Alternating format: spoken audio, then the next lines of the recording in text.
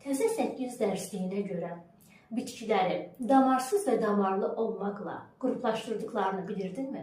Biz bilirik ki, ibtidai bitkilərə yosunlar aiddir. Yosunlarda heç bir toxuma qrupu, orqan yoxdur. Onların bədəni tallum adlanır. Tallum sözünün tərcüməsi cücərti deməkdir. Yosunlar suda yaşayan ibtidai bitkilərdir. Onlarda heç bir toxuma qrupu yoxdur. Eyni zamanda ötürücü toxuma, yəni boru sistemi, yəni damar sistemi də yoxdur. Su bitkiləri olan yosunlar yalnızca suda yaşayır və suyun sıxlığı o qədər çoxdur ki, ağırlıq qüvvəsi yosunu torpağa doğru, yəni suyun dibinə doğru əyə bilmir. Ona görə də onların mexaniki toxumaya ehtiyacı yoxdur. Eyni zamanda suda yaşayan yosunlar maddələri bədən səthi ilə qəbul edə bilirlər. Ona görə də onların ötürücü toxumaya da ehtiyacları yoxdur. Bitkilər su mühitindən quru mühitinə keçdikləri zaman artıq mühitlərini dəyişdikləri üçün onlarda yeni uyğunlaşmalar yaranmağa başladı.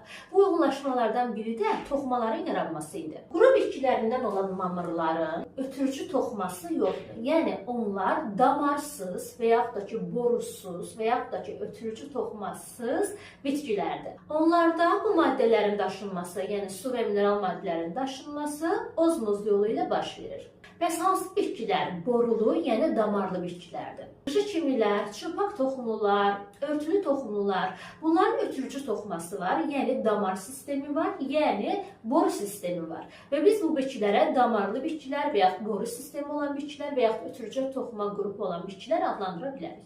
Ötürücü toxuması olmayan bitkilər, yəni yosunlar, mamırlar, bunlar ətraf mühitə uyğunlaşmada biraz əziyyət çəkirlər və ölçüləri daha kiçik idi. Lakin qışı kimilər, çılpaq toxumlar, örtülü toxumlar, yəni damar sistemi olan bu bitkilər isə ətraf mühitə daha asanlıqla uyğunlaşa bilir və böyüyə bildiyi qədər böyüyürdülər. Yaxşı, indi sizə bir sual.